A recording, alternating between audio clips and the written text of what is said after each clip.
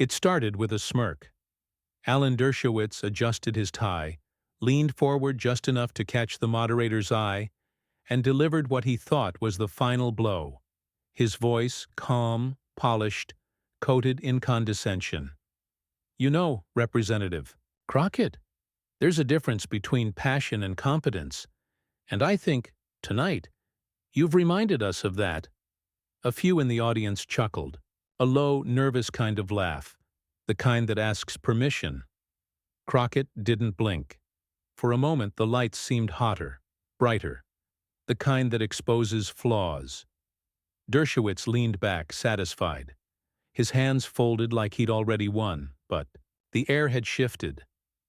Jasmine Crockett sat perfectly still, her jaw tight but measured. Her eyes locked on him, not wide with offense, but sharpened, focused, as if she had been waiting for this exact moment. No one moved, not the host, not the panelists, not the viewers at home who would later replay this frame in slow motion, searching for the flicker in Dershowitz's eyes. The shift from arrogance to awareness. Crockett leaned in. Just slightly. "Professor," she said, voice low, deliberate, "what you call passion. Others might call truth." Her words didn't rise. They didn't need to. Because when I speak about my community, when I raise my voice against injustice, it's not theater. It's survival. The room held its breath. You've spent your life defending power. I've spent mine fighting to make sure it doesn't crush people like me. A pause. Heavy. And if that makes you uncomfortable, good.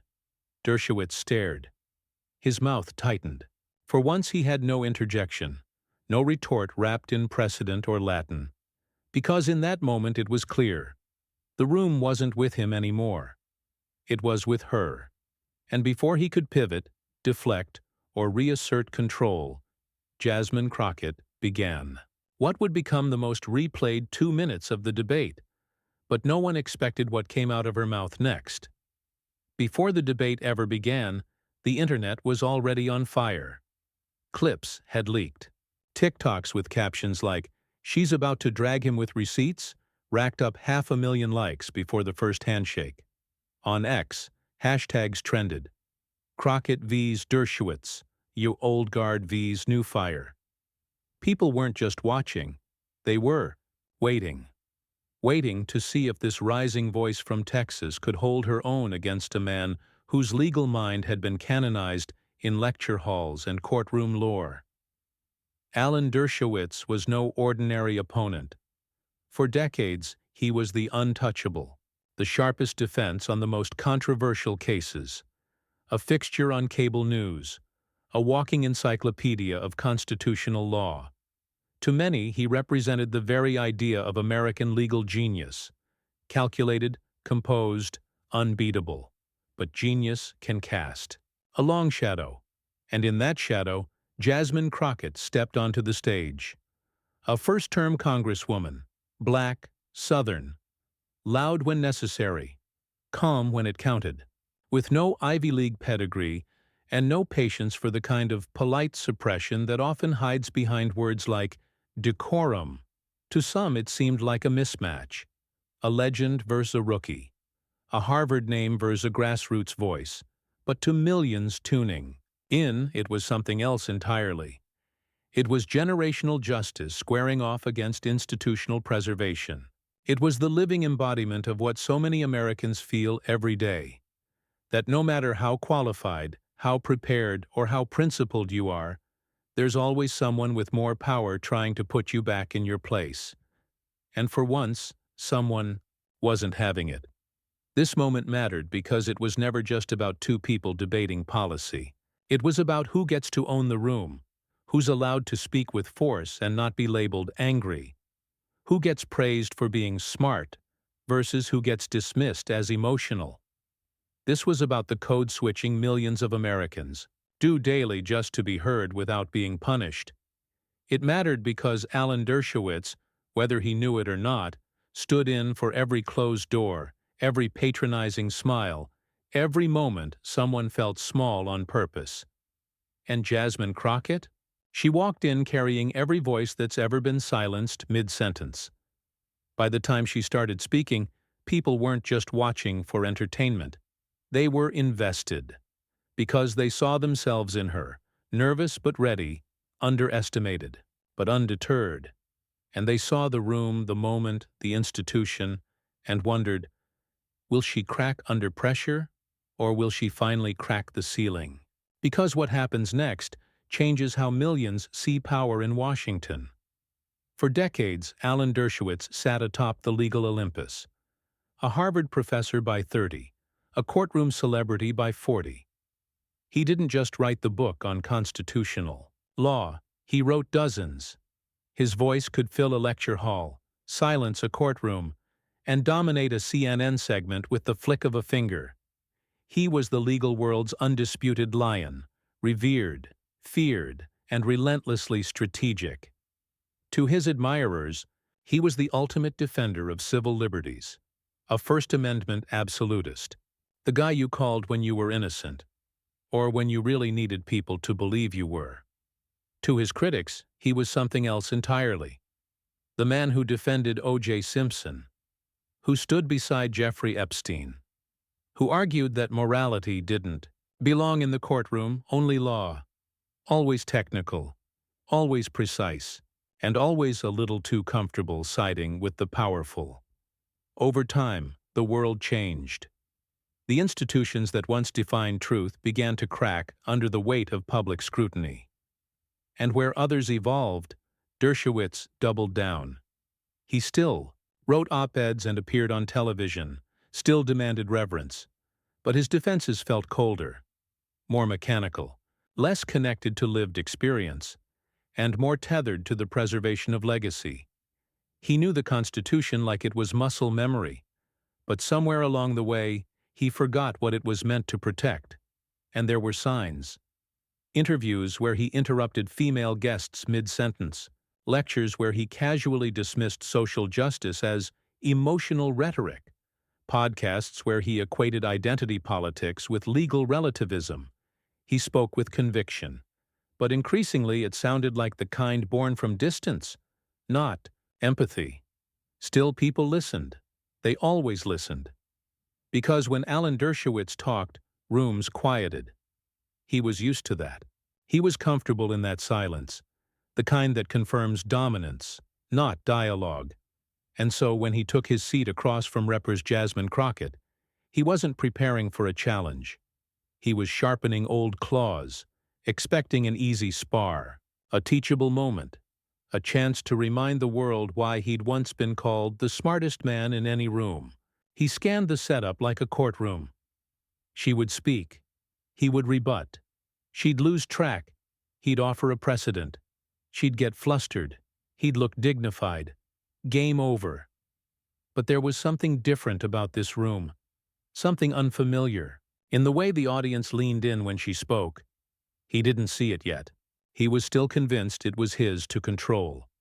Because in his world, young black women didn't correct Harvard men. They learned from them, but the one thing he couldn't prepare for was her. Before the spotlight, before the House seat, before the viral clips and trending hashtags, Jasmine Crockett was just a girl from St. Louis, Missouri, born to a family that believed in faith, hard work, and the kind of truth that doesn't need a microphone to be heard. She grew up in the slow fire of the South, where heat sticks to your skin, and so do people's assumptions. She learned early how to sit up straight when authority walked in, how to make herself small in spaces that weren't built for her, and how to carry pride even when silence was expected. But Jasmine wasn't built to shrink. College was the first battleground. Not just the academics. She handled that. It was everything outside the classroom. The looks, the dismissals, the "you're so articulate" comments meant as compliments, but felt like cages. Law school came next, and with it, a different battlefield. The tuition notices, the part-time jobs, the nights of unpaid internships arguing for justice while quietly wondering how she'd pay rent. She didn't come from money. She came from mission. When she became a public defender in Texas, she walked into courtrooms where her clients looked like her, but the judges never did, where prosecutors sneered at her passion, and opposing counsel called her sweetheart like it was a strategy. But she didn't flinch. Every time a judge rolled his eyes as she defended a teenager caught with weed while white counterparts walked free, she got sharper. Every time a cop misremembered the facts and a jury leaned anyway, she got louder. Not for attention, but for truth. Jasmine Crockett wasn't just defending her clients. She was defending the promise that the law is supposed to apply to everyone, not just those who can afford to argue it. Outside the courtroom, her life was no easier. Student loans that didn't pause when paychecks did. Campaign flyers she couldn't afford to print. Days she canvassed in 100-degree heat, knocking on doors in heels that pinched and never quit, because her feet hurt less than injustice did. She didn't have PAC money or billionaire backers.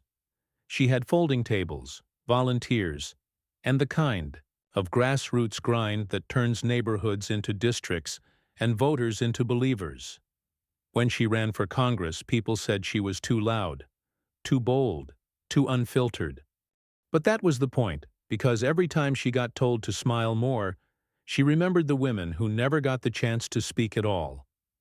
Every time someone said she wasn't polished, she thought about the polished policies that left black communities over-policed and underprotected. She was called everything: aggressive, radical, disruptive, but never wrong. And when she finally stepped into the halls of Congress, past portraits of men who would have never given her a seat at their tables, she didn't whisper thanks. She brought the noise, not to be disrespectful, but to remind. That respect isn't silence. It's earned. She wore her curls natural, her heels unapologetic, her voice steady, and when senior members tried to advise her tone, she listened and kept speaking because she wasn't there to be liked. She was there to speak for those who never get the mic. Her fire wasn't accidental. It was forged in courtrooms that tried to ignore her, in neighborhoods that counted on her, in a country still struggling to see black women as leaders instead of outliers. So when Jasmine Crockett sat across from Alan Dershowitz that night, it wasn't intimidation. She felt it was preparation. She didn't need his approval. She had something better: clarity, conviction, and the weight of every story she carried into that room. And that's why, when the moment came, when the lion roared expecting her to retreat, she didn't flinch. She leaned in, because the fire that built her was still burning. It began like a performance Dershowitz had delivered 100 times before. Measured, civil, a gentleman's war. He invoked the Constitution within the first 2 minutes, cited precedent with a kind of offhand grace, like someone reciting his childhood address, spoke of interpretive overreach, legislative intent, and the dangers of emotional populism in judicial discourse. And then came the first jab, softly delivered but sharp all the same. You see, Representative Crockett, passion is admirable, but it can't substitute for legal grounding. The moderator smiled awkwardly. The audience murmured. Crockett didn't. She waited. Let him finish the sentence he didn't realize he'd already lost. Then calmly, "And legal grounding isn't an excuse to ignore lived experience, Professor. The Constitution doesn't exist in a vacuum. It exists in communities." She didn't raise her voice. She raised the bar. Dershowitz blinked. Just once. He pivoted, shifting toward the safety of abstraction. "Well, of course, we must acknowledge injustice, but the law must be universal, blind to identity. Otherwise, we descend into tribalism." "And who decided universality meant erasure?" she shot back, voice even. "Because when people like me speak about what the law feels like, not just what it says, we're not being tribal. We're being honest." He tried to laugh. That nervous, dismissive chuckle. The kind older men use when they think you've misunderstood them. "You're quite articulate, Representative. I just hope your constituents understand what you're trying to say. A beat. Just long enough. They do, Crockett replied. Because I say it without hiding behind footnotes, the audience murmured again, this time louder. It was a shift, barely visible unless you were watching closely. A tilt in the room. The authority that Dershowitz once carried so effortlessly now felt outdated, performative, almost hollow. He kept reaching for the high ground, but each time Crockett pulled the ground out from under him. When he quoted Madison, she quoted her grandmother. When he warned of judicial activism, she spoke of judicial neglect. He swung with citations. She countered with consequence. And the crowd noticed. Viewers online were already screen recording, clipping her answers, flooding X with side-by-sides. This is how you confront institutional arrogance. She's schooling a literal Harvard law professor. Dershowitz didn't see it yet. He was still speaking at her. But Crockett? She was speaking through him, directly to the people who had never seen someone like her take on someone like him without flinching. And then came the moment that turned a debate into a reckoning. For a few moments the debate stood still, not silent, still, the kind of stillness that only shows up before something breaks. Dershowitz had just finished another layered monologue, this one about legal objectivity. He'd dropped terms like judicial restraint and identity-driven jurisprudence, with the rhythm of someone who'd been applauded for those exact phrases 100 times before. He leaned back, fingers steepled, the air of authority thick around him. Jasmine Crockett didn't respond right away. She looked at him and kept looking. No panic, no smirk, just stillness, the kind that demanded the room lean forward. Professor Dershowitz, she said slowly. His head tilted, ever so slightly. The room took notice. You've mentioned the Constitution 8 times tonight, she continued. That's good. It should matter. But what you failed to mention, even once, is how that document has so often excluded people who look like me. A ripple moved through the audience. And when we talk about objectivity, you act like that history doesn't come into the room with us, as if I'm supposed to forget what the law has done just because you can quote what it says. He reached for his water glass. Didn't drink. You don't get to rewrite what I've lived through, Professor.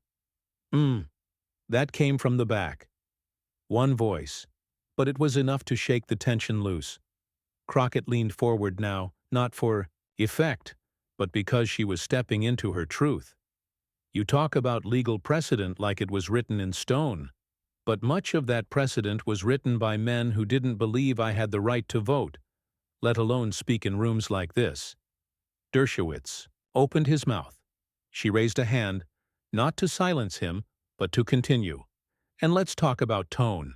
Because every time I speak with conviction, you label it passion. You make it sound irrational. Meanwhile, you raise your voice, cut me off, smirk like this is some Harvard seminar, and that's considered debate. The moderator looked down at his notes. I've spent my entire life being told to be quiet, to be careful, to be less, so that men like you wouldn't feel threatened. But I'm done trimming myself down to fit your idea of respectable. Now the audience shifted. A few heads nodded. Someone whispered, That's right. Dershowitz looked away for just a second. His fingers tapped the desk, then stopped. Let me remind you, Crockett continued, that objectivity without empathy is just another form of bias. She wasn't raising her voice. She was raising the stakes, because when you say the law must be blind, I hear what you don't say, that it must also be deaf to cries for justice, that it must never see color, even when color determines whose voice gets heard. Another pause. Intentional. And when I bring up race, gender, community, you call it divisive, but I've watched you defend some of the most controversial men in American history, and you never called their arguments divisive. You called them legal strategy.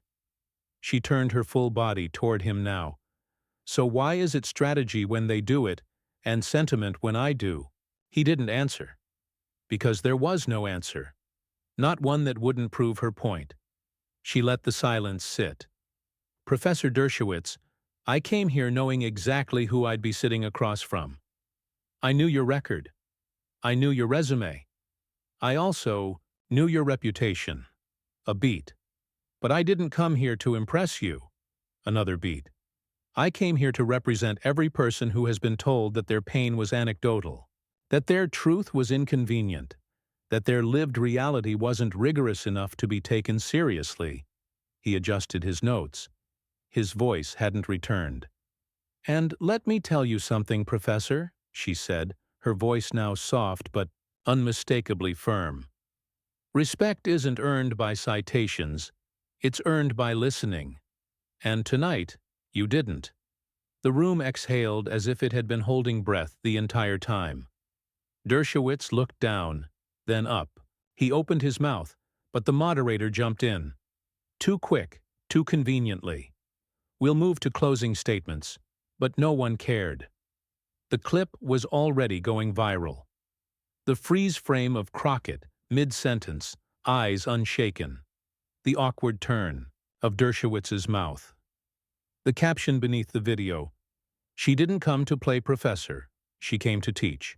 And as the cameras panned away, it was clear something had shifted. Not just in the room, but in the narrative, because for once, a black woman hadn't just survived a panel with powers stacked against her. She owned it, with clarity, with calm, with fire. But the internet hadn't even seen it yet. The clip hit Twitter before the debate even ended. A 2-minute segment, raw and uncut. Jasmine Crockett's voice, calm, her gaze locked.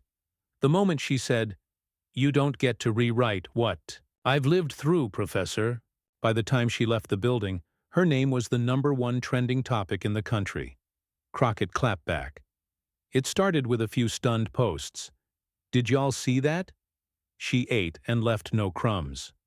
Harvard Law just got publicly dragged. By someone with receipts and rhythm.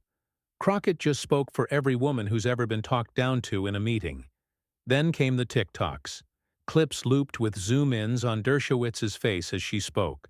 Captions in bold, "Watch his soul leave his body at 1:16. You can pinpoint the moment he knew he thought up. One remix over Megan Thee Stallion's Savage went viral in less than an hour. Split-screen reactions poured in. Teenagers, activists, professors, even a few lawyers. This is what actual advocacy looks like. She dismantled 40 years of legal arrogance in 2 minutes flat. This is why representation isn't symbolic. It's strategic.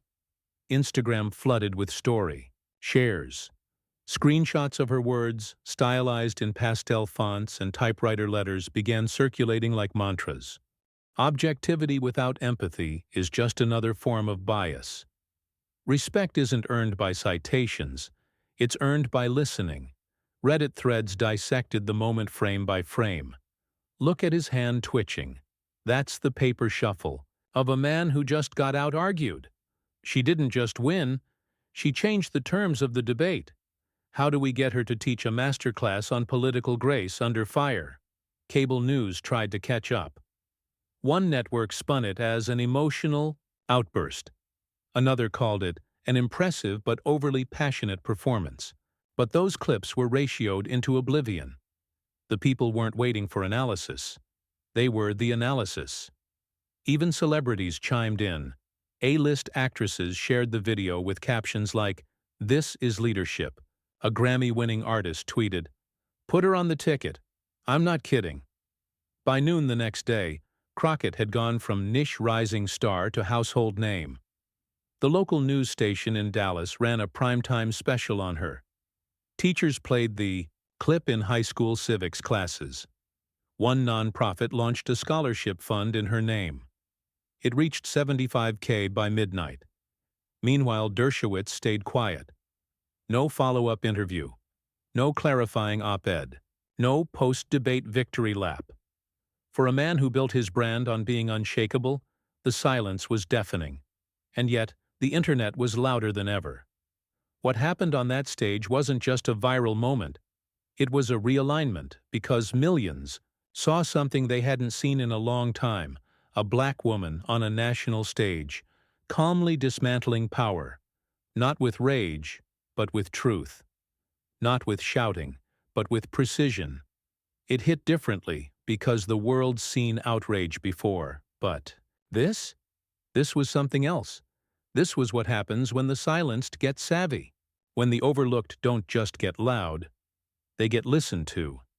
And while Dershowitz went silent, Crockett went global. When the dust settled, it wasn't the zingers or the viral edits that lingered. It was the clarity, in a world overflowing. With noise, Jasmine Crockett had spoken with precision. And people didn't just hear her, they felt her. Because what she did on that stage wasn't just a takedown. It was a reminder. A reminder that truth doesn't need theatrics. That dignity doesn't require permission. That you don't have to scream to speak volumes. In that room, Crockett stood across from everything Washington had come to symbolize. Polish without principle, intelligence without empathy, performance without purpose. And she didn't flinch. She didn't try to outshout him or outcredential him. She didn't lean on spectacle. She leaned on reality. Hers and everyone else's who had been spoken over, looked past or dismissed with a smirk. And that's why it resonated, because this wasn't just about a debate. This was about a shift. The kind of shift that happens when a new generation decides they're no longer asking for seats at old tables. They're building their own. The kind of shift that says, we don't care if we make you uncomfortable. We care if we're telling the truth. Jasmine Crockett didn't go viral because she was flashy. She went viral because she was real, prepared, principled, and unbought. And in an era of scripted politics and rehearsed outrage, that kind of authenticity cuts through like a blade. She proved that civic courage doesn't always roar. Sometimes it speaks calmly into a microphone and levels the ground beneath someone who's been standing above others for far too long. And as millions watched, reposted, quoted her words in classrooms and campaign speeches, the message rang. Louder than ever. Power without humility is fragile.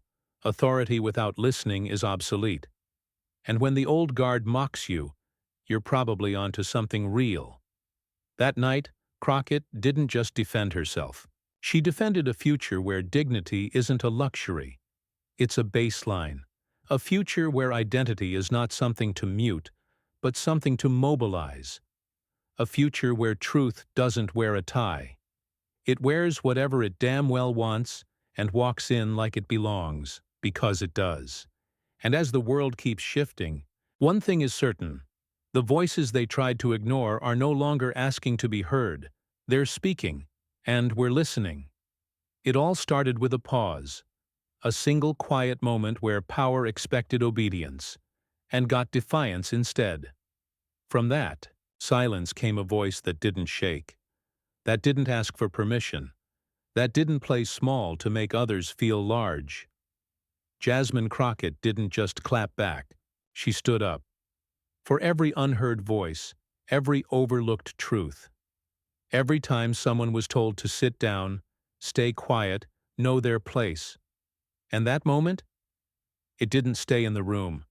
It traveled, through feeds, through texts, through conversations. It turned into a roar, not just of applause, but of recognition.